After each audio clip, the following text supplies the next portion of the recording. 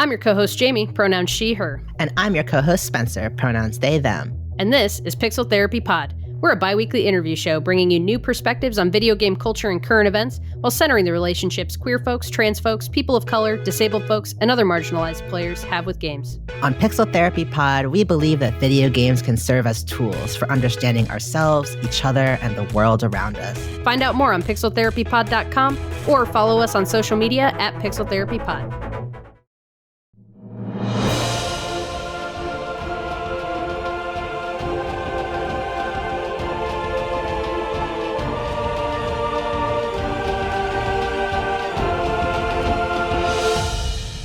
Welcome back to Finish the Fight, a gaming podcast, where we develop and produce the highest quality gaming research in podcast form. I'm your host, Jesse Reiners. And I am your host, Alex Kendall. And today we are breaking out the finger guns, and we are going to be jumping into Cuphead.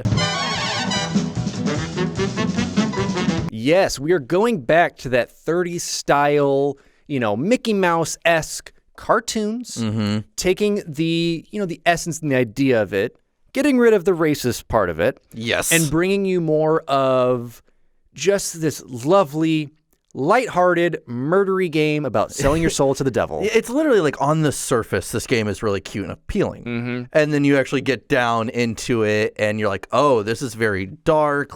If you watch some of the old cartoons that we're going to be talking about, because I did that researching it, I was like, some of these are kind of really dark. Well, it's that very Grimm's fairy tale idea of it, of just being, hey, we're not going to sugarcoat it. This is what happens when you're a mermaid or you're a wolf. Yeah, this is what's going to happen. And these are, Depression era cartoons and everything like that, and it's definitely very interesting. As I said, it's a cute game, but it's kind of scary at the same time because you are dealing with the devil himself. You are. And so Cuphead, as we're talking about, is a run and gun 2D boss rush platformer created by Studio MDHR, released September 29th, 2017. The inventive game is animated and hand-drawn in the style of 1930s cartoons. The player takes on the role as Cuphead, who has made a deal with the devil to collect the souls of each of his debtors in exchange for his own. So he's doing some dirty work. He's doing what he's got to do. Yes, so there's a little bit of a crossover. Dirty work, doing what you got to do. Not a good guy. Not a good guy, you might say. The devil, historically, typically not the coolest guy around. Or some might say, the coolest. Yeah, you know what? This is a misrepresentation of the devil, I will say. Listen, throw those horns up. Give me some metal music. We're good. But the story of Studio MDHR is pretty interesting itself. So Studio MDHR was founded by brothers Chad and Jared Moldenhauer. Growing up, the two always wondered what it would be like if they could create video games of their own. They would play games together and discuss what could be done to improve those games. Though they worked on some prototypes for games like Grandma's Pickins, they felt that they just didn't have enough resources to create anything worthwhile. What are you talking about, man? Grandma Pickins? That's my jam. So in 2000, the two saw that Microsoft was putting together an indie game development program for the original Xbox. So the two would start working on several titles, none of which did see the light of day, however. So yeah, Xbox is starting up with the Xbox Live Arcade that's going to be built, and they're starting to build studios around that. And Microsoft and Xbox have been pretty on top of really pushing that indie spotlight. Yes. They're the ones that helped to kind of bring Braid around and to bring Super Meat Boy to the audiences. Granted, they didn't have a hand in the development of it, but as far as the outreach and audience reach, that's what they were doing with it. Yeah, and it's still kind of just the Wild West of bringing indie games to the spotlight. Which around this time weren't truly a thing. No. You didn't have the tech up until this point to be able to sit in your house to create an indie title that could reach a mass audience. Yeah, before that it was just Tetris. And then afterwards it was just Tetris and then everything else came later. Yeah, Tetris was that first indie game and everyone else is like, well, we can't beat that. Next. Dr. Mario it is. With a failed games creation past behind them, Chad went to start a marketing agency and Jared worked for his father's construction company. The brothers would notice the rise of indie games in 2010, with titles being developed by smaller teams, specifically Braid and Super Meat Boy. As we said, so these were titles that Started usually with one person, then built a team out to slowly flesh it out. Very interesting documentary out there that needs to be checked out about just really what goes into an indie game and why you should have a team. Yes, and why you should respect one-man teams. Yes. They found themselves having the same aspirations for their youth of creating their own video games. They would start Studio MDHR, Moldenhauer for short, with just Chad and Jared working on prototypes of a 3D side-scrolling game. The brothers at the time were still working their full-time jobs while building out what would be the cartoony Cuphead. So I'm now going to name your studio, obviously last name Reiners, RN, let's just do S. RNS? Really neat studio. Well, what about you? KNL. Cool, neat learning. Because that's what we do here. Cool, neat learning. And you know we're cool because it's cool with a K. So that's how you know we're going to make you some fun math games on Flash. Of course. We're going to get some Jumpstart. We're going to start Jumpstart up against Jumpstart. Jumpstarting the Jumpstart. Top quality things out here. But let's continue on. Let's talk about really what it took to start Cuphead and what the brothers had to go through. Yes. So Chad and Jared would conceptualize what would become Cuphead as early as 2010, though production for it really didn't start until mid-early 2013. Pre-production for the game was spread out in the beginning of development, with the brothers talking on the phone once a week to work on the game. They wanted a boss-heavy game with the run-and-gun characteristics peppered in throughout it. So they really took this idea of just a lot of bosses and kind of, pew-pews that will allow for quick gameplay, but hard gameplay. Yeah, absolutely. Looking at the overall scope of the game, they originally settled on 8 bosses, replicating Final Fantasy VII's environment with the game taking place in a grade school and each level representing a year there. So, first grade, second grade, third grade, and so on. The brothers agreed that every boss needed to feel like a final boss. They were also inspired by co-op games like Mario, since they grew up, playing together and working together in a way, but adding in that run and gun element of it, as well as platforming. Yeah. Other inspirations for Cuphead included games like Street Fighter III, Mega Man, Contra, Metal Slugs, Thunder Force, Hellfire, Rampage, and Gunstar Heroes. So you can really see what these guys played. Yeah, and they bring up Contra a lot, that series. I think that would probably be, just from what I've read, the biggest one. I would say even in difficulty-wise, I don't know if you've ever played Contra on either an arcade cabinet. It's a bear. Yes, I will say that. It's one of those games where, like all games in that era that were developed more to make you keep kind of restarting and building it, making it hard. Man, what a series. But while working on the game, the studio applied for a grant from the Canada Media Fund, who have funded over 300 video games. They were turned down for the grant, but after the success of Cuphead, the CMF stated that, hey, next time you're here, just ask us for, a grant and you've got it. Yeah, like it's one of those things that's like, well, now that you're popular, we can hang out, I guess. Yeah. So hopefully, hopefully that is an encouragement too, because I don't know if you've ever seen, any small indie projects or YouTubers that have come out of Canada. That's a major thing. Like there's a Canadian fund behind it, and they really want to push their media and their creatives. So that's a really cool, thing that has come out of this that hopefully they can take advantage of and slap the Canadian seal on and give us, Bull Mouth. their sequel. Yeah, and I mean, now that they have kind of this overall concept of what the game's going to be, animating is where this is my favorite part of learning about this game. Yeah, because it was a twofold thing that they kind of went back and forth on. Yeah. Now, as they were figuring out the specifics about the game, the joke would always come up about making the game resemble a 1930s rubber hose cartoon. I never realized they were called that, but it makes sense. Yeah, it's the characters like whoa, whoa, whoa, whoa. Exactly like that. Yeah, so just walk to your friend and say, you ever watch any whoa, whoa, whoa, whoa when you were younger? They're great. Now, the issue is that neither of the brothers could animate. After showing their friends the old-timey cartoon style, everyone agreed that they should go with it. Now Chad had to teach himself how to animate, which he had jokingly stated led him to cry. I'm going to say, in honesty, let's take that joking out, because he cried at this. Animation, as you know, is insane. Yeah, now imagine doing drawing all day. And we're going to talk more about it, which is so crazy. Now, at first, they were creating the animation digitally, but it didn't feel right or give them that iconic 1930s look they really wanted.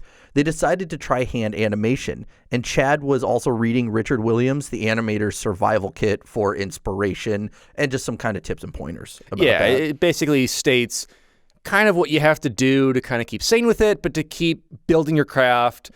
How do you streamline it? How do you actually flesh it out? Yes. So props to him. He's doing what he can. Yeah, he's actually researching into it, not just like, how to, cool, let's do it. Yeah. All animation in the game is hand-drawn, with the backgrounds created from watercolor paintings. And at one point in development, over 6,000 unique raindrops were drawn for one area of the game. So we're already seeing the scope of rain alone. They also created real-life models that would be placed in the background for some areas, like the spinning tower in the Grim Matchstick battle. So I remember watching that, and I was like, that's okay. So that's not hand-drawn. That's computer animation. But to find out what they did is they filmed that tower spinning and then cut back the frame rate and picked like 8 or 9 frames that they wanted and did that. And they do that a lot as well, because even the book at the beginning of the game was a book they made for the intro and was just a live action video of artist Ali Morby flipping through the pages. Funny enough, I actually learned this fact in a speedrun.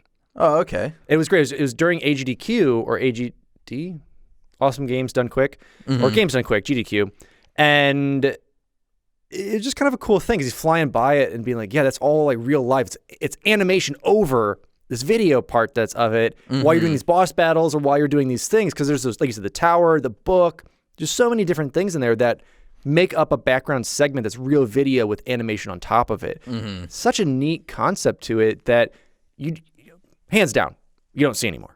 No, absolutely not. It's such a rare art form. And it's just such a painstaking art form. I mean, having to go through and flip back and forth, make sure you drew that arm right, make sure it's going up the correct amount in those set amount of frames that you're doing. And that jump to the next frame wasn't too drastic, so it looks unnatural. It's But still making sure you like take full advantage of the frame so it's not slow motion. Yeah. Hand animation, all of my hats, I had 10 hats on, all 10 of those fully off for you. That's how much I say it's good. Yeah, and creating these characters they had to animate was kind of a task itself. Well, it was, because after many iterations and, researching through old cartoons, Chad Moldenhauer would sketch Cuphead and Mugman. So Mugman is the second player, the Luigi to the Mario of this. Yes. And this was all inspired by the Silly Symphony's Skeleton Dance cartoon, basically your sweet skeleton dance, your sweet doot, and the China Shop. Done by Silly Symphonies as well. So they were kind of like one of the more iconic studios back in the day making those cartoons. Yes, and a lot of those, again, the Silly Symphony, were more based on a musical tone that went with these, making this more of music video? Yeah, it's like a music video. Vintage music video with cartoons. A VM, some might say. So you had these going, and they finally nailed down Cuphead's look after watching a Japanese propaganda film with Mickey Mouse attacking Japan.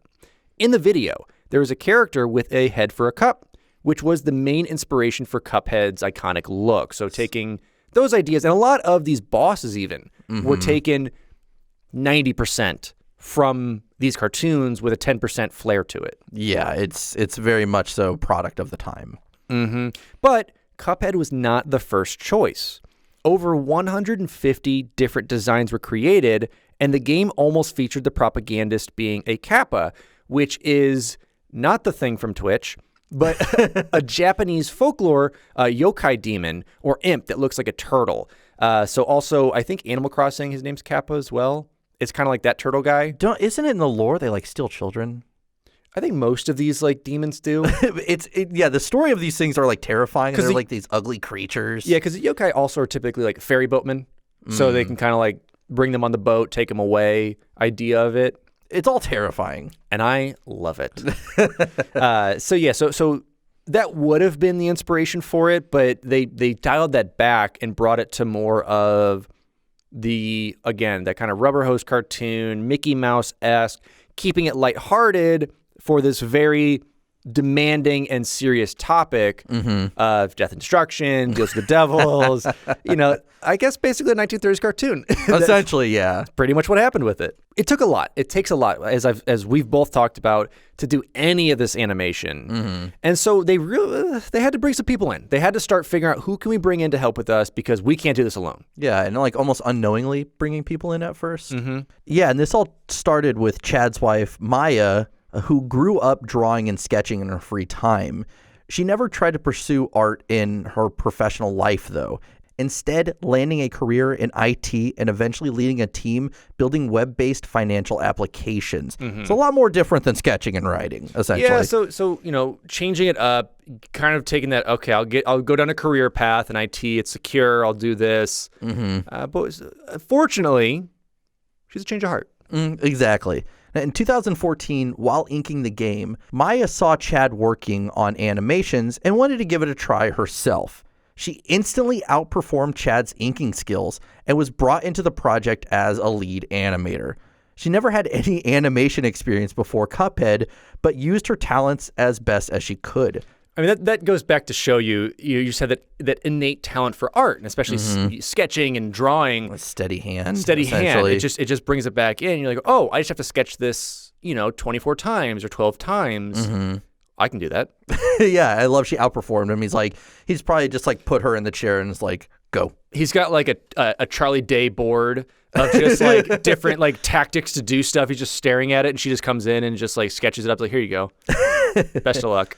Maya eventually found herself as a producer for the game when she noticed that deadlines were not being met by the brothers. She sought to change it and started streamlining the pace of the game's development, which I think they needed. Dude, that is such a like coming in and be like, no, what are you guys doing?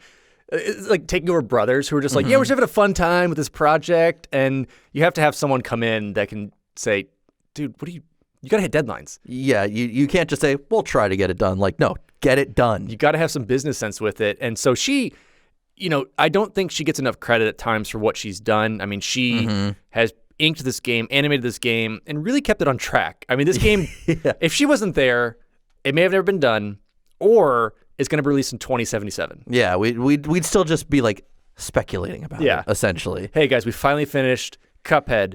But just the character design, not the game. We just figured out who Cuphead's going to be. The studio was working on a light box that Chad made himself. Now, each animation cell they created was scanned on an old scanner before they decided to cave in and bought a $300 digital scanner from Best Buy. I like this grassroots approach that they're building everything at first. And like, we have this old scanner from the 90s that's going to take 20 minutes to scan all this. Let's do that. And then they're like, all right, let's actually buy something nice. Because at first they're trying it out and saying, okay, let's just build a light box because we don't want to have to spend, a couple $100 on a nice table or something. We'll just hand animate there. And because they're still learning. They don't know if they're going to actually really, really jump into this. You don't want to put the expenses right away. Exactly. Because you don't want a light table now in your apartment sitting there and be like, remember when I used that for 3 days and then we stopped making that game?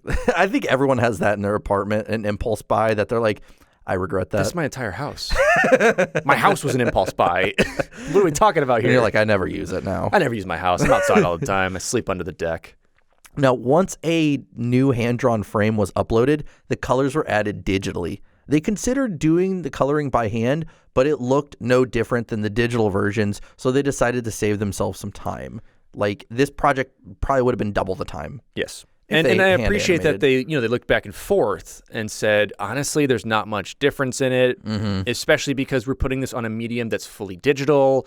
It's not going through film. It's going through bytes and bits. So if we do this, there's not going to be too much different as far as the cells go. So let's streamline it. Let's make it work. Yeah. The game took so long to create, however, due to the sheer amount of hand-drawn animations. In Cuphead, there are over 50,000 hand-drawn frames that were created on 12 or 16 field animation paper. Single animations could take anywhere from 32 to 100 frames, and boss battles could contain up to 800 to 1,400 frames. Now, think back. If you've ever played Cuphead, you know those boss fights, super intricate, multiple stages. They all have that kind of stasis or basically like standing animation, if you want to call that, where they're just like slowly moving. Mm-hmm. Yeah, everyone does in that game. So yeah, everyone has it. So you have those along with the attacks, getting hit, shifting, changing up, being top, bottom. And it's amazing what is going through with that, because you can tell it feels hand animated and old, but you can't tell any imperfections, any frame they missed. It's insane.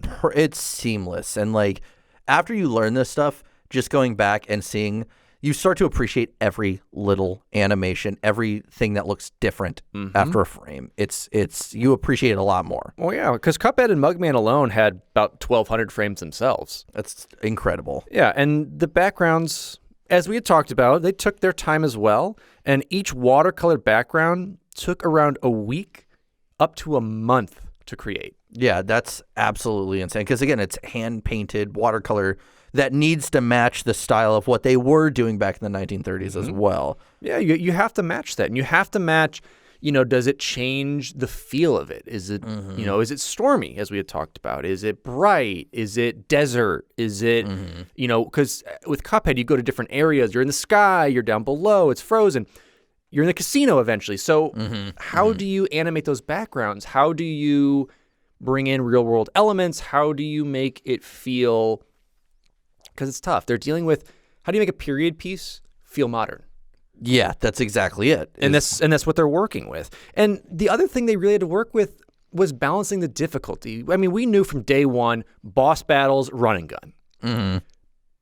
But how do you put that on the Dark Souls scale? Which now Souls is the way you grade your games on difficulty. Is it Dark Souls hard or just not hard, essentially? Yeah, or is it Grandma's Bits hard, or whatever their first game was called? Grandma's Pickens. Is it Granny Pickens hard, or is Dark Souls hard? That's going to be the new scale. So we're going to use that. That's how we're comparing it. Yeah, because we know that Cuphead's difficulty is pretty infamous. The studio knew what they were doing, and a lot of playtesters would tell them outright the game was too hard. There's no grannies in this, just Dark Souls. The studio felt that this was somewhat the point of the game, though. They had the conversation back and forth with these playtesters, which a lot of them were family friends or just some random people they knew within an industry, testing it out and saying, I can't do this. It's like, well, that's a purpose. This isn't a Mario. It's a niche game. It's a niche game that is a very niche art style that's bringing this all together. And so they created it to reflect, as we had said, with Contra and with all those other period piece Super Nintendo games, that difficulty of growing up and getting game overs, going 3 steps further, game over, but you're progressing. Yes. And it wasn't, exactly supposed to be as difficult as those were, or as painstakingly quarter munching as those would have been. But different. Well, it's difficulty or hard is such a weird word to bring up in gaming, because for Dark Souls, for example, they didn't say this game is hard. They say it's difficult so it can be more rewarding when you get past a point. They're not saying it's hard. They just want it to be more rewarding. That's how they phrase it. Well, they did, because they brought it up. They said it's about 97% more Granny Pickens at times. And they brought that up over and over in interviews. It was weird. I don't know why Dark Souls knew about that at the time, but it is. If you've ever played Dark Souls, it's an insanely tough game, especially if you just jump in blind and you're like, oh, cool, a skeleton, let me fight it. I'm dead. Swag. Yeah. And it is rewarding. It's so fun, too, as you progress through, because you know that boss that you fought the first time, you can pretty much two-shot now with your gear and the magic that you've learned. Yes. And so Cuphead gives that feel as you get more guns, or you get to know how to control Cuphead, and whether you're in a plane or car or driving, or you're just Cuphead themselves, how can you use that to your advantage to make it difficult, but again, different and rewarding? Yeah, and once I started balancing the game and kind of getting the difficulty down, this is where the attention of the game grew and the scope of the game grew as well. It did, because the studio did not have a lot of money to spend on focus groups. So this is where that scope is kind of growing in. It's like, how do we narrow this down and figure out what we're even doing with it? So they had to rely on watching journalists play their game to adjust the difficulty from there. To further improve adjusting that difficulty, they would invite old friends to come test the game. Some outside perspectives were needed as well regarding the difficulty. So people who did not play video games were also invited to playtest this game. So they could just laugh at them when they made it 2 steps and died. Yeah, so this is, again, going back to talk about bringing family friends in, bringing people in the industry in. You want to get that scope because this is not a game for everyone, but you need everyone to test it to narrow down. Yes. Even just a market research idea of it. Even just bringing in, okay, this is obviously for, I don't know, let's say 18 to 24-year-old quick, twitchy finger people who can do this. Or this is for, the 20 to 40s market. It's more of a mature idea of it. So bringing in that focus group and doing it intelligently, especially when you don't have a budget. Yes. When you don't have the resources that a AAA or Microsoft, Sony has to put towards these research ideas, you have to do what you can. And I think this was probably the best way to do it. But, they did, and, now that they have the difficulty or the quote-unquote challenge down to what they want it to be. Yeah, kind of iron sight in on what they needed, what they're going for. Yeah, this is around the time where attention for the game really started growing and the scope of the overall game grew exponentially. This is when you're playing Game Dev Tycoon and the game's like, hey, you made enough money. You want to open up that bigger place? And that's what we're doing here. The Cuphead E3 2015 trailer would generate over 2.9 million views online. The brothers were blown away by the response for the hype of this game. They decided that they could start working on Cuphead full-time, but not without remortgaging their homes first, which is to take that leap, to be like, we need to do this full-time, let's remortgage our houses and now have no income. Yeah, I mean, to leave marketing, to leave working with your dad, and obviously these are risks that can be slightly mitigated, but refi on your house, you're putting all your Cuphead cards to the devil at this point. You are selling your soul to get these souls sold. Yeah. Try and say that 3 times fast. No, thank you. They decided the game would no longer revolve around you only battling bosses. Though they tripled the amount of bosses that were going to be in the game, they decided to add platforming levels as well, or even before you get to the boss. Because it was mostly, as far as we could tell, the platforming that was already in it was just on the boss fights. Yeah, you just kind of like go through something really, really quick, and then you're at the boss, essentially. Now they're like, let's add some enemies in between there and actually like spice things up and make the worlds a little bigger.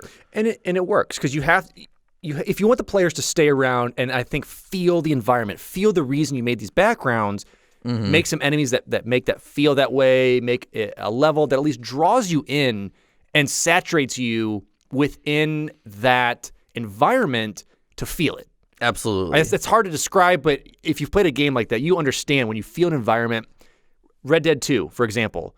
It slows your pace. It makes you go through these areas in your horse, and it sucks you into that environment. And it's so memorable. So that's really what they needed to do. Absolutely.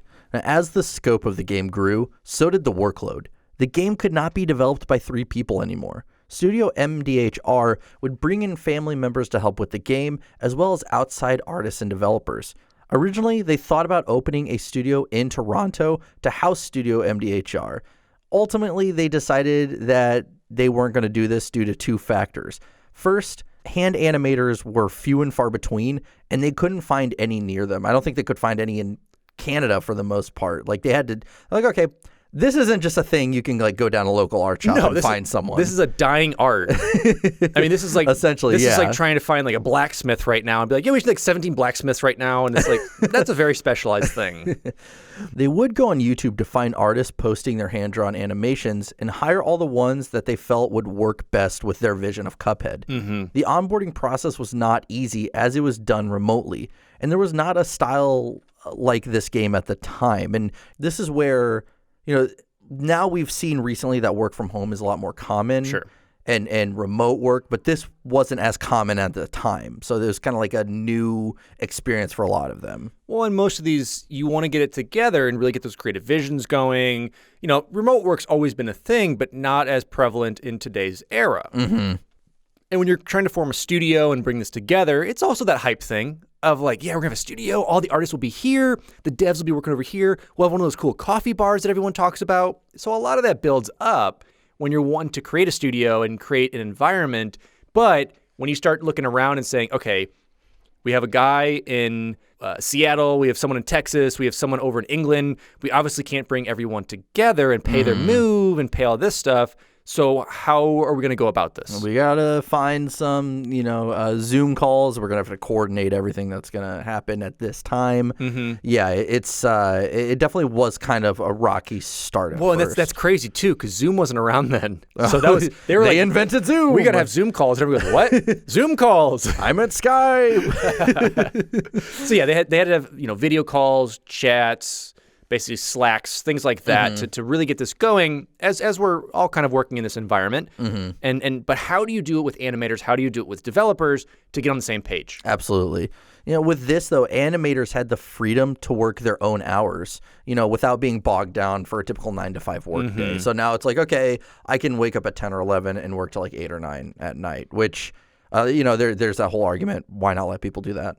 Just let the work get done. Yeah, if the work gets done, it gets done. And especially when it comes to creatives, we're picky bunches. We're picky. We like to sleep in. We like to work in our jammies. You love to sleep in. I love to get up very early, but I don't like working. You just like cleaning the house and functioning. Yes, I like being functioning. No, it allows it too, because sometimes you get those weird creative bursts at midnight. Yes. And it's like, okay, I'm going to work 4 hours, midnight to 4. That's my creative burst. Let's get this rolling. I mean, yeah, like late at night is when this podcast gets done, essentially for research. But, we had talked about the first reason that they didn't start a studio was because they were finding all these animators. The second reason was because commercial real estate in Toronto was extremely expensive, and it just wasn't worth the cost, essentially. Yeah. There was no point, especially they didn't have the money to start a studio, pay God knows how much, a couple grand, and then fly, as you said, all these people in.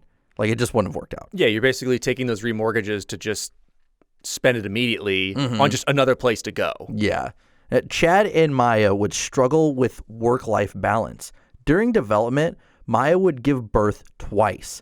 Though she planned on taking time off after her second child was born, it lasted only 3 hours before she started working again, inking as much as possible while her children were sleeping. Like, that's dedication. Again, this game would not have been done without Maya, and just, it goes to show you, too, like, moms are just the best. Yeah, because she's literally like, I'm going to take a break, and then her kid fell asleep, and she's like, I'm kind of bored. Yeah. Back to work. Shows you how much goes into it. So, I mean, shout outs to the moms, shout outs to Maya. It's, again, game is beautiful. It's so crazy what these people have sacrificed to do this. Again, look at any of the other indie devs and their mentality they've sacrificed, money they've sacrificed, family they've sacrificed to the gods to get these games done.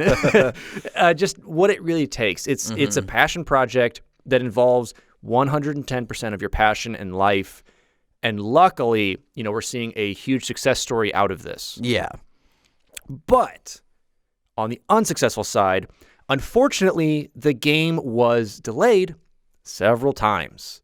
The studio felt that they needed to deliver a quality game, which they did, but it meant that they were fine, running these setbacks to do so to make sure that everything was perfect. One change that did delay the game was setting the animation or changing the animation from 12 frames per second to be animated at 24 frames per second to make the game more fluid like those original 1930s cartoons. So bringing it up, making it less choppy or sticky. There's plenty of ways you can talk about this animation style when you have a 12 frame to a 24. An example with that is in Spider-Man Enter the Spider-Verse. You have Miles Morales' character actually being animated at lesser frames than Peter Parker's character, just to show, one, such a cool creative idea that's actually kind of hard to see, but if you slow it down and you break it down, you can see it. But such a cool stylistic change. I believe he was animated at 12. He's 12, and then... And then once he becomes Spider-Man, or becomes... Miles as Spider-Man, he gets up to every other character at that 24. Yeah, which in the new Miles Morales game, the suit that you wear will change it to 12 frames per second. So going from 60 to 12 is actually a jarring difference, but it's a cool detail. It's an amazing detail. So think of this. It was Miles Morales first, and now it's Peter Parker, if you want to think of how that works in the way that they did it. Yeah. So as far as game optimization, MDHR runs Cuphead at 60 frames per second to give the best gaming experience. And you had to explain this to me. I had to ask you about this. So it's animated at 24. It was at 12. It's at 24. It runs at 60. Giving that kind of buttery smooth, which I keep using, it's a great term for just slick, delicious toast. It makes me hungry. But also about just like the smoothness of the frame. So it up-reses it to just get a more fluid movement. That's Alex saying it. That is a terrible description of it. There are much better descriptions online of what that is. And, consoles going from 30 to 60, PC, going to like 120, 240 on some things, or uncapped is another one that frames have with it. So it's just bringing it to the modern feel is the best way to describe that. Yeah. But after being delayed almost every year since 2014, the studio needed to finally release the game. Again, this is where those deadlines come in. Yeah. It might be 2077, but it was actually in 2017, which was going to be the year, but they would need some help. They would partner with Studio Illogica during the last 8 months of development. The studio would help MDHR with testing, development, support, anything that needed to bring those polishing touches. Yeah. So they were the ones basically bringing over the shoe shine box and getting that spit shine going, making sure there was a product that people would like, and dealing with all of those nuances that a new dev doesn't know. Like, how do you do bug support? How do you do testing and things like that? So they were pretty crucial in getting this out the door. The game was developed by 15 people, and about a third of which were family, and took 7 years to develop, with 10 Illogica employees helping during the last 8-month stretch, as you had mentioned. At one point in development, Jared was working 33 hours in a row. Throughout development, the Moldenhauer family was extremely supportive of Chad and Jared's work, with their own father telling them that he thinks the game will sell 480 million copies. It's on the way there. Studio MDHR studied cartoons such as The Old Mill, Spooky Skeleton Song, The Mad Doctor, Swing You Sinners, Popeye, Minnie the Moocher. Minnie the Moocher, that is a hilarious name, just side tangent. Bimbo, and From Hell's Bells, all during development to engrave the 1930s cartoon style into their brains. And to get that spooky, scary skeleton song in their head, because that is a tasty jam.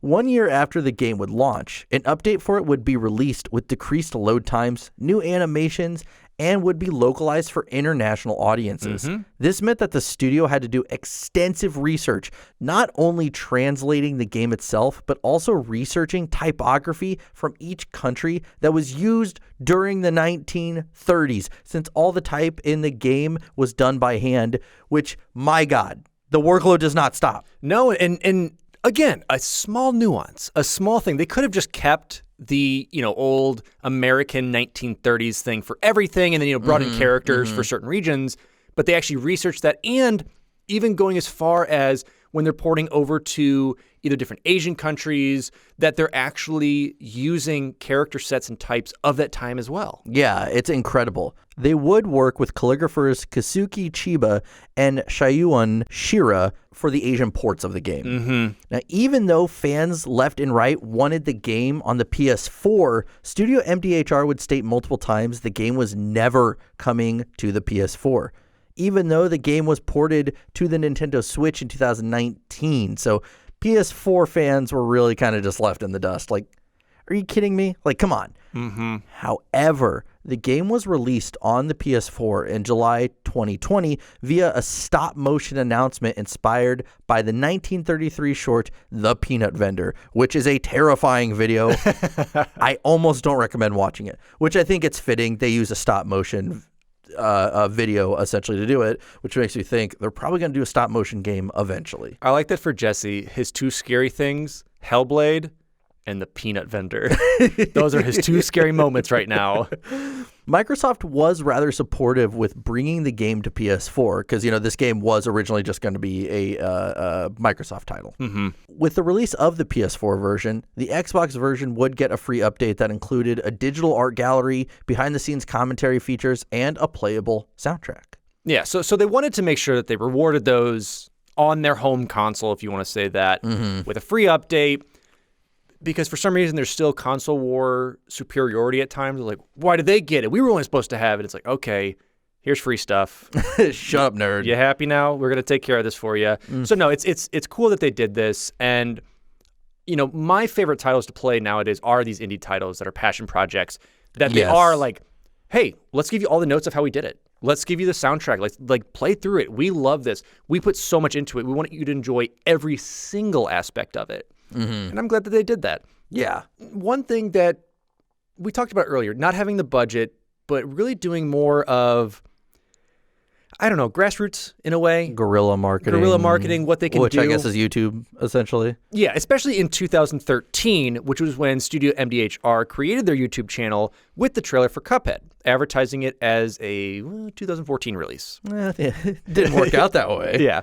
The same year, Microsoft's ID at Xbox, which is independent developers at Xbox. Yeah. It's actually a program that Microsoft started, allowing independent video game developers to self-publish for Windows and Xbox One at the time. Yes. So it's a really cool program. So at that time, which was the same year, they would notice the trailer and sign on the studio to publish Cuphead.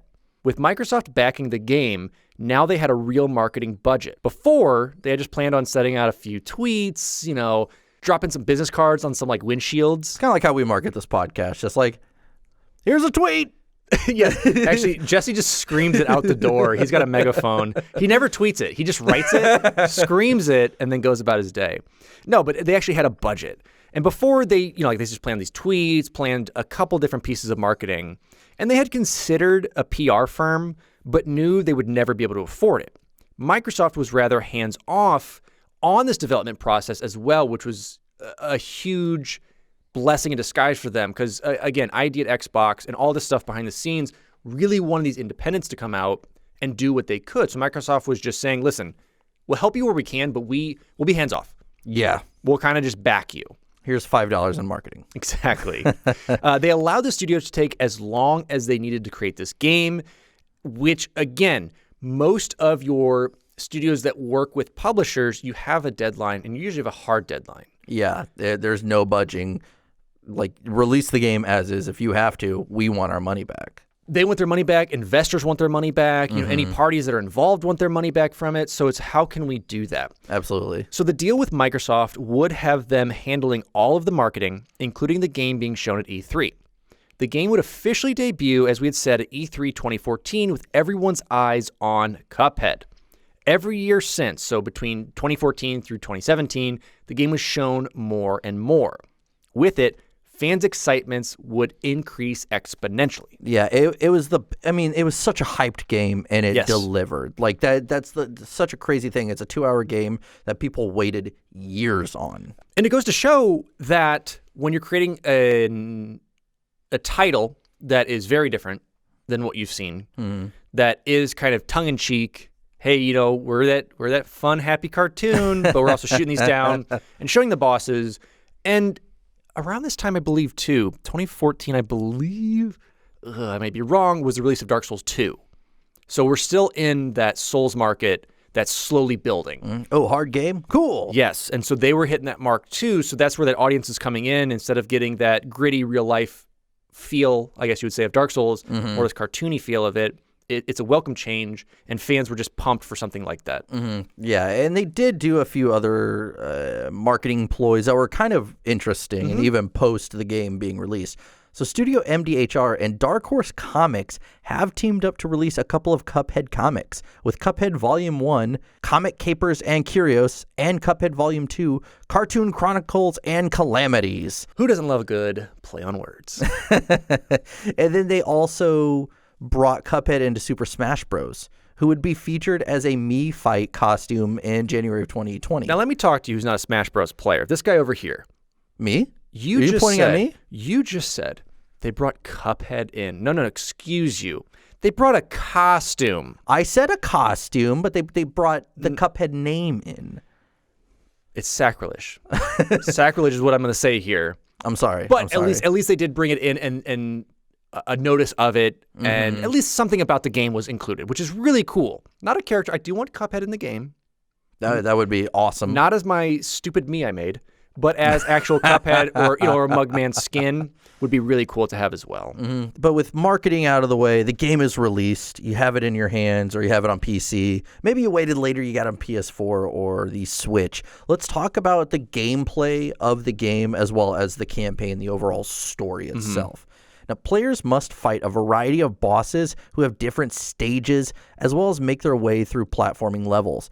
The game is notoriously difficult, as we've mentioned, with some calling it the Dark Souls of 2D platformers. Not Granny Pickens.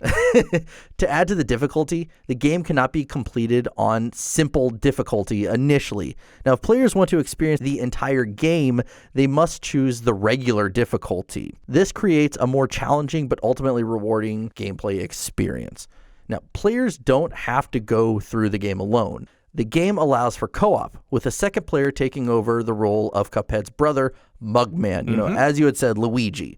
This doesn't make the game any easier, however, as the game scales the difficulty to match a two-player experience, because why can't we have anything nice?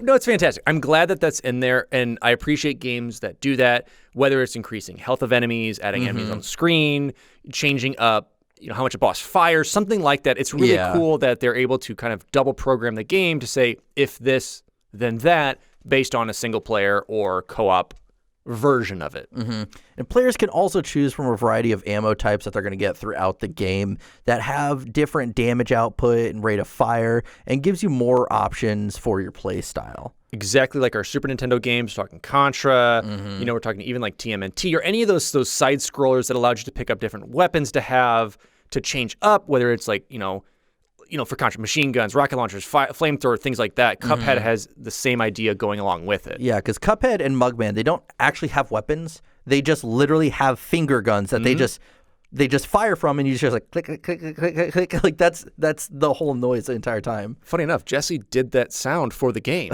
He was one of those devs who did all. Click, click, click, click. Yeah, he did it all. Amazing. But to give you a breakdown of the full story and why we're having this deal with the devil we've been talking about. So Cuphead and Mugman are two rather mischievous characters who find themselves gambling against the devil himself in his casino. To their dismay, they lose. The devil could easily take their heads for the debt, but proposes a deal. Collect the soul contracts of everyone else who owes the devil, and their debt will be fulfilled. Which makes you wonder why those are the people who are allowed to leave with debts. How did they get away? That's the question. All the bosses are a lot bigger. That is true. I think it's an intimidation factor. They're just like, get out of there. They're like, dude, you're like half my size. See ya. Yeah. And the devil's like, y'all are like the size of my thumb. I could easily take your heads. So these two cut bros, they say, okay, we'll do it. The pair goes on to fight boss after boss, collecting their contracts while working towards their mortality. Eventually, they make their way back to the casino where King Dice has blocked the way to get to the devil. Once you defeat him, they finally meet back up with the devil. The devil gives them the choice: hand over all the contracts and work for him, or perish. If the brothers do hand over the contracts, they will be transformed into his minions. If the brothers decline, they must then battle the devil, and after defeating him, they burn the contracts and go home. Yeah, so the overall story, it's pretty straightforward. You're going from boss to boss, you're getting these contracts, and then you finally meet up. When you see King Dice, I think out of like 9 bosses, he'll throw like 3 different ones at you, like mini bosses. But it's all super interesting, and I love how each boss has its own transformation. Yes, so each boss will have multiple phases. So you'll have bosses that start off pretty tame, and then as you start to do more damage, whether it's quarter, half, 3/4 damage, they can change in phase shift, and that fully changes their attacks up, fully changes how you can do damage to them, and it gives a cool variety as you go through. And there's plenty of different variety in the game. Absolutely. I mean, you've got the veggie boss. The root pack, which I love, is a play on the rat pack. Like, I love they do a lot of play on words as well, which I love. I love that charm. much. And that's what really makes it work. Because, yeah, I mean, you've got the Rat Pack. Sorry, excuse me, the Root Pack. The Root Pack. The Rat Pack were trying to be there, but they weren't. You have Rumor Honeybottoms, who is this bee who you can eventually fight in the air, and she transforms and summons a bunch of little beelings. It's awesome. Blings, some might say. Cagney Carnation, which is that happy flower that I think everyone's seen. That's kind of the boss you always see. And Grim Matchstick as well. I think those two bosses it's like stick out. It's like that Disney dragon kind of look to it. Yeah. Another one that I actually really love, and I think kind of sticks with me, is Hilda Berg. And Hilda Berg is that one who kind of Betty Boop-ish. And she's flying and eventually turns into like a creepy bird thing in like one of her phases. Yeah. Which is fantastic. So yeah, the bosses in this, again, take a lot of liberties from the cartoons they watched. Some weren't, like I said, they weren't direct ports over, but took the essence of the character, redesigned it for Cuphead, and brought them in. And dude, they're all so unique. They're all so unique and interesting. Yeah, and one thing that, unfortunately, as we're going to talk with cut material, there were some bosses that didn't make it. There was a lot of bosses that we know about, which we might see in this DLC that's supposed to come out, which in Cuphead fashion is announced and then delayed 10 times. But of course, I am talking about the DLC, The Delicious Last Course. Announced in July of 2018, The Delicious Last Course will feature new bosses, levels, and a new playable character, Ms. Chalice, who has new abilities. With this DLC, the studio is more accustomed to developing a game now, and the overall process for creating the DLC is a lot smoother. But they would delay the release of it from 2019 to 2020 in order to avoid a crunch, which I appreciate. Yes. But in November of 2020, it was announced that the DLC would once again be delayed to 2021 due to COVID-19 and the worldwide pandemic. So don't hold your breath. It'll happen when it happens. I'm sure it will be worth it. I guarantee it. And again, both of those are very reasonable reasons to push it back. I appreciate especially studios looking at crunch time and saying, listen, it'll come when it comes. And this is a series very much, to me, like an Undertale crowd that is staying religiously with the game, appreciates it, and will kind of eat up anything that comes their way. Absolutely. So I think when fans get this and the new abilities, the new bosses, which as we're getting to cut materials now, we may see. We may not see, so don't hold your breath on some of these, but these may be ones that we have transitioning over. And it's so bizarre because we don't know a lot about why these bosses were cut. Like sometimes we saw sketches in a video, and some of them were at demos or in trailers, and then final release of the game, they're gone. And it may be variety. It may have been like, we need variety in the levels, and this may be too similar to said boss, or we don't need this style of background again, whether it's like a water one or a desert one. That may be it. And we may get an explanation when the DLC comes out. But as of right now, it's just kind of they hit the chopping block, and that was that. Absolutely. But let's start with some of the cut material. So Grim Matchstick, that Disney dragon we talked about, he was going to become a music dragon and would spit out musical notes. And so things were going to start getting the rhythms of the gameplay were going to match with the music. Yeah, so very much like the Dance of the Necromancer game. I don't know if you've ever heard of that. Sounds sweet. It's amazing. It's a indie title that like every step you take is with the beat. And so you fight with the beat. So awesome. It's pretty cool. Is it like techno gothic rave music? It kind of can be, and they actually did a Legend of Zelda patch with it. So there's a Zelda skin. You can like fight Zelda stuff. So they have a whole that's awesome. I'll have to show it to you. so yes, kind of like that. Like on the beat, the notes would jump up or go along with it. Yeah, not that actual song. I just ad-libbed that music, just so you all know. It was pretty good. Ooh, that might be. I think Jesse has revealed some DLC music he's doing. And I know as well as with cut concepts, Platehead, Forkhead, and Hammerhead were kind of big contenders for Cuphead. That's what they were going with. Platehead, I guess. I don't know if that would just. I don't know. Saucer sued.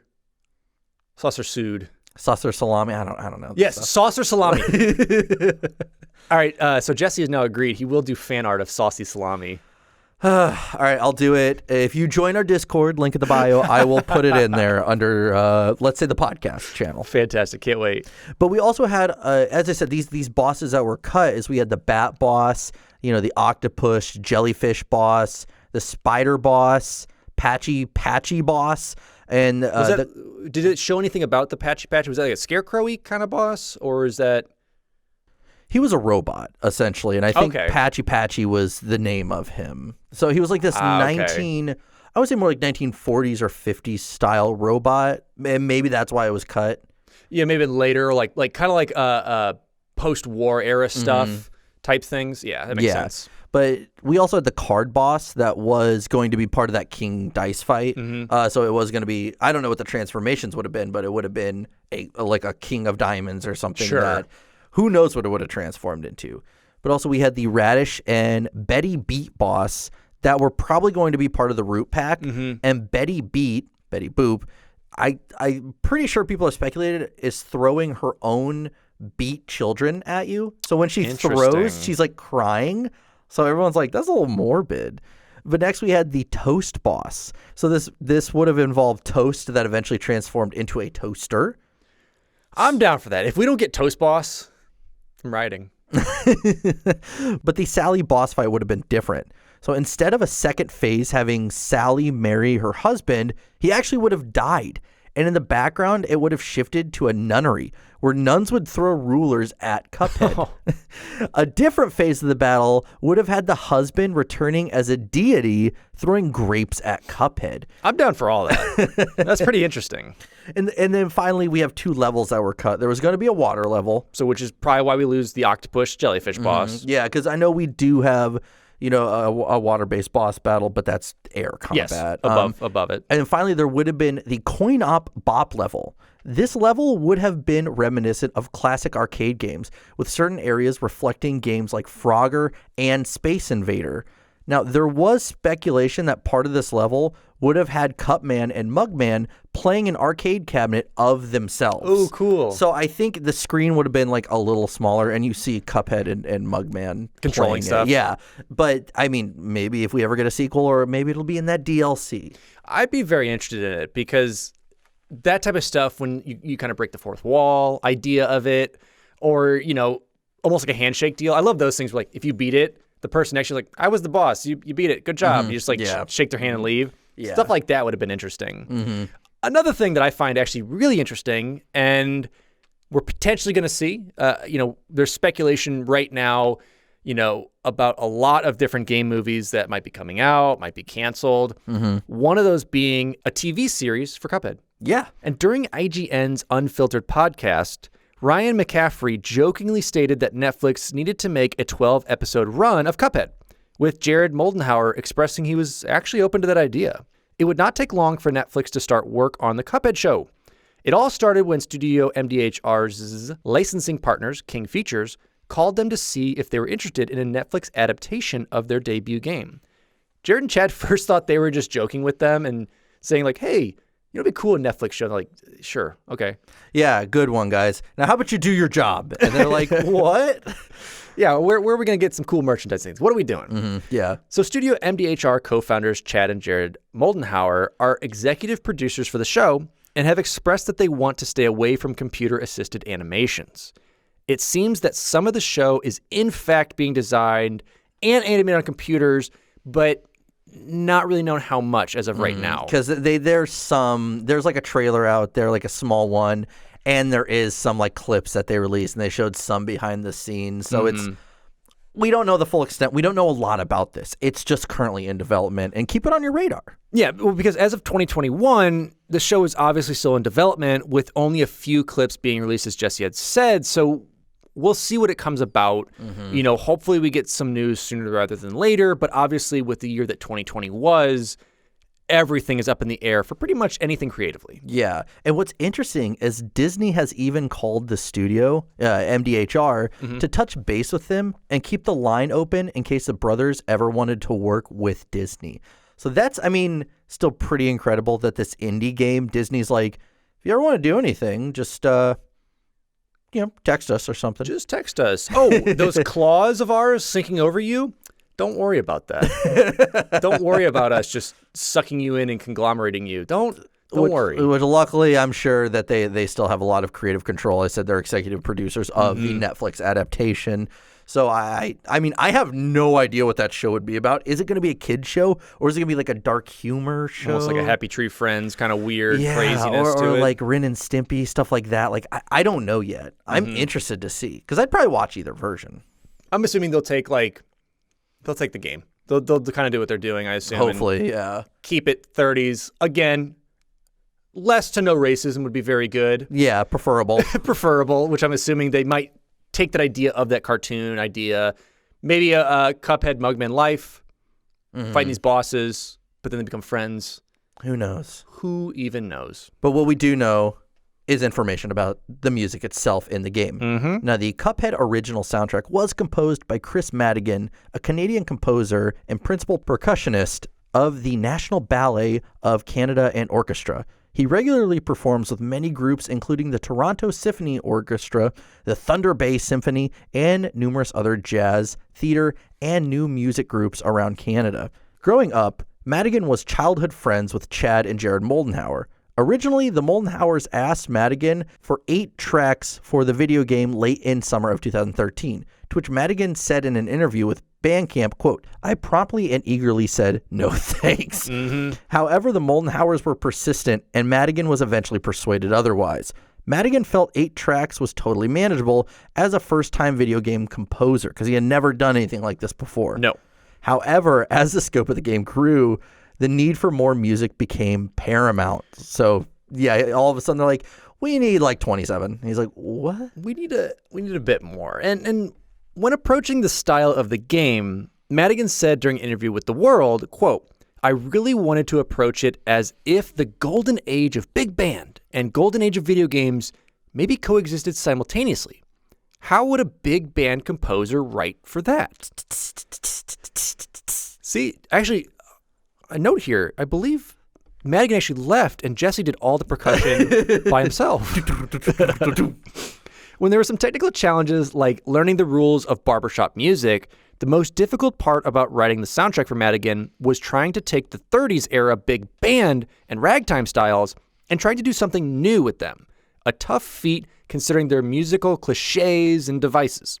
Touches of Latin and silent film music are also represented, which you can clearly hear Absolutely. in the boss battles and just the overworlds. It's done really well. And every track within the game was recorded live, except for a few instruments that were MIDI, such as the theremin. Most of the percussion was played by Madigan himself, partnered by Jesse. He wanted the music to have a sound reminiscent of a live concert with the American photo player. And for those of us who, are not some of our note writers who need to look up what an American photo player is, not us, Jesse and I 100% knew this before we started doing notes, but that is a player piano that was specifically developed for sound effects and music for those silent movies. So to break that down, using a lot more of the instruments at the time that were specialized for commercial use in cinema, in production, and anything that had to be created back then. Multiple improvisational solos were recorded specifically for the boss fights. So when the player dies, they come back and hear a different rendition of the music with a new soloist, which is amazing. Again, a very minute detail. Yeah, like something that you didn't have to do, but like, oh, this is actually very interesting. And especially being a game where you're going to die a lot on your first playthrough. I didn't. I'm a perfectionist. I never die. But when you do die, having that, it also spices the game up. So if you are fighting a boss a couple times, you're not hearing like do like type stuff over and over and over. Yeah. It changes. It's still the same music, but a different soloist takes it over, changing up what you're hearing. Absolutely. The music was recorded with an almost 40-piece ensemble at the Canterbury Music Company in Toronto, Canada. Madigan wanted the music to sound old and reminiscent of the 30s, so vintage microphones were used as well as some techniques that were popular at the time for recording and mixing. Which is absolutely... I love that detail. It's genius. I love it. Now, the Cuphead original soundtrack was released on September 29th, 2017 for digital download. It contains 56 tracks for a total of nearly 3 hours of music. In late 2019, I Am 8-Bit released a $100 4-piece vinyl deluxe version of the soundtrack, which sold out almost immediately. I know. Do you own it? No. This was probably due to the fact that the soundtrack had just landed at #1 on the Billboard Jazz charts, the first time a video game soundtrack had done so. Additionally, Madigan later released official sheet music ranging in difficulty, so both high school jazz bands and professional groups could play some of the most popular tunes. This also allowed for the game's promotion, as the band that recorded the music was able to travel and perform. This is awesome. Such a cool idea. Yes. You know, these indie studios, because as we talked about with the Xbox release of, you know, the behind the scenes, the commentary, the music for free, doing this just brings you more attention. Mm-hmm. I mean, you could have charged for the sheet music and been like, hey, high school jazz kids, for $15, you get these songs. But releasing it out there and allowing people to get into the music, play Cuphead, keep pushing its name out there and its music and its footprint, it helps so much. And again, Alex's vinyl collection is 0 for whatever we are this far. I have looked this up because I've been on, as we've been recording more of these, I've been on the hunt. Yeah, every time they get brought up, you're like, I have 17 websites to look at and see like what releases are come out. I just bought 5 of them. So I have some coming in, which I'm very excited about, but we'll see. But sadly, I'm at a loss, but you guys aren't, because let's talk about the release versions that you can get kind of anywhere. We have the Xbox One, so you have the physical version of the game does not come with a disc, rather a download code on the receipt and an art cell. Yeah, everyone was kind of like, what? Because this was also the weird era when, were we going to go fully digital or yeah, not? were we getting discs, were we not? You had a PC release, Mac release, the Nintendo Switch release, the PS4 release, and of course, have to have a Tesla release. My boss has it on his Tesla. It's very interesting. Yeah, so if you're raging on the road, you're also raging in Cuphead. All right, and now we finally have the general reception and reaction of this game. What kind of legacy did it leave or is continuing to leave? Because it's not that old of a game, really. We're going to start this out with a quote from Chad Moldenhauer. We're strong believers in that if you have a little bit of business sense and you pour your hearts into a project and only focus on it, we hope that at least a fraction of success should follow. When we set out to make Cuphead, our main dream was to earn enough money to make another game. Y'all can make a few extra games as well at this point. Yeah, it has, and it's right. You know, creatively, business sense. If you pour everything into it, I mean, they did 33 hours straight. You know, working day and night, remortgaging. It is a leap you have to take, but sometimes it's worth it. Yeah, because it only took 2 weeks to sell 1 million copies of the game. And by 2018, it sold over 3 million copies. And in 2019, it passed the 5 million copies sold threshold. Unfortunately, the game did not sell 480 million copies like the Moldenhauer's father had predicted. Exactly. Let me correct you. It has not. Not it did not. It has not. It has not. Because listen, we're taking this to the moon. we're going to buy copies and copies. So everyone out there, buy 1 million copies. Yeah, to the moon. Let's do it. Believe it or not, the Moldenhauer brothers were not so much celebrating sales of the game as much as they were waiting for things like speed runs to come out from the game, which the current record is held by Italian runner SBD Wolf with a time of 23 minutes and 16 seconds, which I love that mentality. They're like, no, like, yeah, cool, sales. Let's see how people cheese our game. And but see, that's such a cool thing too, because you know with them, they're like, this is a hard game. How fast can people get through it? And you know, you have in your speedrunning terms, you have any percents, 100%, which are different run qualities, like fully finishing the game or just beating to the end, no matter what else you beat. It's really cool to see that, and to have. If you want to check out any of these, there's on a Speedrunners archive. You can see who's winning, who has official records. I love speedruns. It's one of my favorite things to do. One, I get to see a game I either suck at or won't play, but I get to see it really quick. Yeah. And just the effort and the practice and the dedication that goes into these is amazing. And usually when I watch them, they're raising some fat cash for charity. Exactly. So I'm there for it. Not only did the game earn an 88 out of 100 on Metacritic, it also won countless Game of the Year awards, along with Best Independent Game, Best Debut Indie Game and Best Art Direction Game from the Game Awards in LA.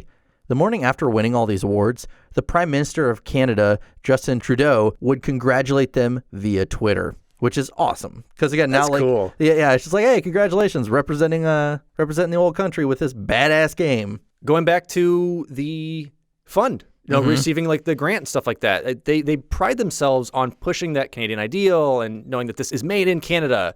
So having Trudeau come out with that is really cool. And I mean, that's got to be just such a, I know that they weren't worried about numbers, more speed runs, but, maybe what they should do.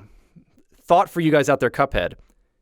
Do a presidential Twitter thank or prime minister Twitter thank speed run. How fast can you get one? Now, the game was awarded Guinness World Records most hand-drawn frames of animation in a video game production. They also won most boss battles in a run-and-gun game and most boss transformations in a run-and-gun game, a record previously held by Contra Hardcore. See? They knew they were going for Contra. You got to take them down. Passing the torch. Passing the torch. The game was extremely loved by fans, even before it was ever released. Several fans had gotten Cuphead tattoos as early as 2014. And that teaser was not long. No. Fans have also decided to take Cuphead into their own hands, fans' hands, with Reddit user Zubeda creating an arcade cabinet that plays Cuphead. Even Jared and Chad have expressed that it is their dream to port the game to the Sega Master System, since, according to them, they have played almost 90% of all pre-Dreamcast Sega titles, which is a fad that is going around, doing old cartridges of these styles of games and that'd be awesome. Low-resing them. That's like releasing this podcast on like cassette tape. Or vinyl, if anybody wants to press us. Or, my dream, really honest with this, is to get us on AM radio and have just like bad signal, those fat wavelengths. That's what I want. Yep. A few months after the game was released, journalist Yusef Cole would write an article about how Studio MDHR used an art style heavily associated with racist depictions of people of color around the 1930s, and how the game itself is still rooted to those racist archetypes using an art style that was created as those racist caricatures. But in 2019, journalist Ian Miles Chong would write a counter article stating that the game is not racist at all. Rather, it's progressive, and it is unfair to condemn the game simply for its references. Trying to state that, yes, what was deeply rooted in that was racist tones, was caricatures, was things that, put down people of color, of ethnicity, of religion. It is there. I mean, it's a thing you have to note. But they're taking that art style and fully flopping it.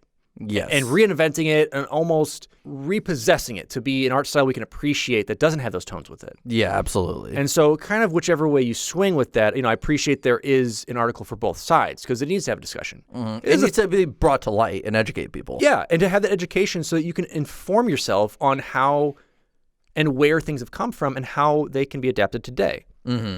Studio MDHR has stated multiple times that they simply used the art style because they liked it and weeded out any racial stereotypes. Absolutely. In 2019, Zixu or Zizo Game Studio would come under some heat when launching a Kickstarter for their game Enchanted Portals, a 2D running gunner title with a 1930s era art style. The story revolves around a brother and sister who, while practicing magic, open a portal to distant lands, fighting bosses with many transformations. Many have been quick to label the game as a blatant ripoff of Cuphead, while others look at it as a game heavily inspired by it. It is currently in development, and only time will tell whether or not it can live up to the Cuphead standard. You're going to start seeing this. Absolutely. And it's not obviously not hand animated, but it's still very much so. It's Cuphead with different skins. I mean, look at what DayZ and PUBG were, and then Fortnite goes, I like that, and took the exact same concept, but changed a little bit the art style and what they do with it. So, it's almost its own era of game. It's the same thing that happened in Dark Souls. You have other fantasy games that have come out that do an intense or tough boss fight and epic fantasy. Yeah. So it's kind of its own niche market. Yeah, and I've tried to find, I can't find any comments of Studio MDHR saying one thing or another. They're probably just like, all right, they're doing that. Whether or not they're upset by it, they don't need to comment. I think, if anything, it just brings more light to Cuphead. So I think there's do it. Yeah, and even the studio could say, yeah, this is heavily inspired by Cuphead. Because there's nothing wrong with saying I want to do my version of that. I think I would like if it was a different setting, different character, stuff like that. I think that's perfectly okay. Yeah, and like you said, time will tell with what we're going to see from it, if we're going to see from it from this Kickstarter. Yeah. After the game was finished, the team could finally start living semi-normal lives again. It is clear that they would not be stepping away from video game development anytime soon. But for now, they do have weekends off. And who knows, even if the current climate of their production, that they're working a little bit more, hopefully not crunching more for this new DLC. Hopefully they are taking those weekends off. That's what I'm saying. Cuphead's design, gameplay, and difficulty are anything but simple, but the game as a whole was fresh, new, and creative. Even with the original 4-second teaser, the world was sold. It is a game that is loved by millions, ranging all ages. Though the overall tone of the game is dark, one cannot help but smile and express excitement over the art style. The game was based around cartoons that were created simply to make people laugh and bring them joy, and Cuphead does the same thing, minus the occasional rage quit. It is also hard not to be inspired by the story of the Moldenhauers and their nearly 7-year journey to bring Cuphead to life. The game is nothing short of a love letter to Chad and Jared's childhood, a game they wanted to play and the world they wanted to create. As of right now, there will supposedly be 2 Cuphead sequels releasing in the future. So again, only time will tell, but we are definitely hoping to see something like that. Whether it comes in show form, whether it comes in the actual sequel form of the games, I think it stands on its own 2 cartoony, wobbly, rubber hosey legs. But as always, this is now where we sit down and kind of tell you why we chose this game. Why is it that we put Cuphead on our list of games we needed to cover, we needed to tell you about, and why is this story so important? Really. So, Alex, as always, please start us off. Being, I think, what everyone would call me, an indie game expert. I think everyone mutters that as they pass me. It's on your business cards. It is. Actually, it just says indie game expert. My name is very small on the side. No, I really enjoy indie games, and I really enjoy, these kind of fighting tooth and nails to get your passion project out there, to never quit, to do what you have to do.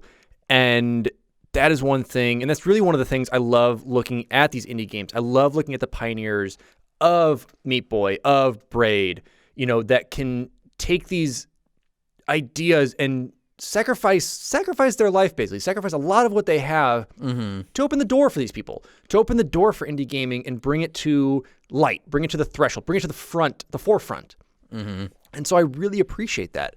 Not only that, I mean, you've taken what is a really cool concept that technically has been done over and over of the run and gun.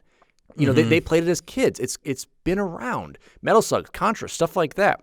But to take it, I wouldn't even call it reskin it. You've redone it. You've flipped it on its head. You've created this amazing art style that's based in history, but have combined so many of these cool mediums together of the difficulty, of the art, of the run and gun pew-pews. What's cool is recreate their childhood in their own way. Yeah, exactly. It's a representation, as we had said, a game they wanted to make, and it's essentially you take the style, the genre of game you like the most, and 20 years later decide you're gonna put a modern twist on it, but yet dial back how it looks or what art style it represents. I think the 1930s art style was such a genius move. And again, we've seen these controversies with the game, which is totally understandable. And Studio MDHR did the right thing in separating, the art from the artists back in the day and putting their own perspective on it and their own spin and saying, listen,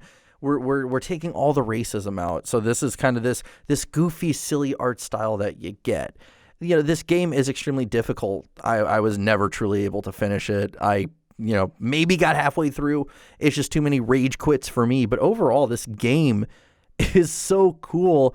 And yeah, the first time I ever saw the trailer, I was like, what is this? And you start, I think a lot of people knew that they hand animated it. You're like, okay, they hand animated it. That's pretty cool. Then you kind of pull back the curtain and you realize they hand animated every single thing the 50,000 different animations or frames done, and just seeing like you watch a video and they just have just totes of the original sketches, and there's there's some here, there's some it's just because that's 50,000 pages. It's amazing. And watching videos of them actually hand animating it and having Maya come in basically just kind of noodle with animation and then taking over and then becoming a producer. And like I said, again, running this project, being a mom, working full time with this and keeping them boys at work. Them boys. But it's also cool seeing that they finally, they had their lives, but they wanted something more. Mm-hmm. Yeah, they said, they knew, I think, that they were destined for something greater, whether or not that meant making an indie game that sold 10 copies, or sold enough for them to make another game. They knew they wanted something more. They were capable of something more. Yep. And that's what we got. We got Cuphead. So if I have to rate this game, because I gotta, I'm going to go with about 7.5. And most of that's for the art style and not so much for the gameplay because I'm horrible at it. I still don't understand your rating. Is your rating based on if you like it or if it's a good game? A little bit of both. It is a good game by default. Like most of these games we cover are good. But my rating, I got to give it 7.5. Interesting. I'll never try to understand your rating, but I'd love to hear your rating. Mine makes a lot of sense. Mine is the only one that makes sense in this whole thing. Well, then give us your rating. Oh, my God. Okay, so if we have to start about this, and we're talking about cups and mugs, I'd probably bring, up Steins. Add the Steins to the mix. You can't forget about your snifter or your schooner. Yes. Yes. I mean, obviously, you're going to have a large glass of beer. You're going to have a schooner. Of course. Yes, that's how I drink my beer. Obviously. But don't forget. You got to class it up with a chalice. You got to make sure that that's there. Mm-hmm. You can't not have that. They knew it. They know it. You can't not have it. But then when you're feeling fancy, obviously I don't. So minus flute. Minus flute out of that. But honestly, what we're honestly talking about is make sure that you always have a tankard and a tumbler. Okay. So I think that's going to be the next game. Instead of Cuphead Mugman, it's going to be tanker and tumbler. And that is out of How You Should Drink Your Things. And Cupman out of Cuphead? No, out of How You Should Drink Your Things. Okay. I don't understand. I guess we're missing the page here on how we rate these games. Your rating is way off base. Mine is clearly down the line. I'm still waiting. I'm really wanting people to actually kind of assign numerical values to Alex's rating so I know them. I just think, honestly, we need a new host over here. This is clear to me. It's clear to everybody in the audience we've talked about. Of course. We have a rating system that this is universal, honestly. I don't know if you know it, but it is there. All right. Well, that was, debate aside, that was Cuphead. Research was done by Jesse Reiners, Evan Barr, and Richard Scanland. Cover art was done by Jesse Reiners and Jessica Wellickson, and music written and composed by Evan Barr. And as always, I will say it every time because they obviously don't appreciate how I do this, how I do my thing. Those people are great. I appreciate them. They are bringing this to you today. I'm here to tell you about the people who actually matter, and that is our patrons. So as we always say, we have a Patreon where Jesse and I do a bonus show called From the Bargain Bin, where we play some games from our childhood, plus some garbo that we find and force each other to play and review, but also give you a little background on. Mm-hmm. We also have exclusive t-shirts, posters, stickers, post shows, game nights, all this other fun stuff with it. So if you want to check it out over at patreon.com/finishthefight. And I will thank those today. And we have Charles Zitter, Taqtix, Sky the Bear, AngryCanadien, Grant Dillon, Mr. Chofe, Cowyn Fong-Feliciano, DGamer1298, Alex Harper, Dilfix, Nick Heimann, Brandon Christian, Richard Scanland, McChief, Big PapaSemechki, Grant ODST, Loki 2014, Nathan Vandervort, ClimbingSpork, Mr. 1898, William Krull, and Cameron Collier or Collier. Thank you all so much for the support. We truly appreciate it, and that is what is keeping this podcast a-going. Yep, and if you have any questions about the Patreon, be sure to shoot us a message on Instagram, Twitter, or Facebook. And as well, you can join our Discord. All the links for these are in the bio. Be sure as well to give us a like or follow on any of those social channels. And on my part, finally, we'll be doing some of this. I think I'm going to make you do it. We're going to be doing some Cuphead 2-player co-op. Oh, man. We're going to get it going. And you can check that out over at twitch.tv/Sourman70. That's SOURMAN70, where we'll be playing through some of your favorite podcast games, as well as a couple long series, plus a couple little special fun ones. Yep. And be sure to give us a starred and written review on iTunes or wherever you listen to your podcast. We would greatly appreciate it. But wrapping this all up, that was our coverage of Cuphead. Do you like Cuphead? Do you dislike Cuphead? Do you agree with my rating system or Alex's rating system? Do you think Jesse is a liar and rating it so low, or do you think cups are cool? With that, I am your host, Jesse Reiners. And I am your host, Alex Kendall. And thank you for tuning in to Finish the Fight, a gaming podcast.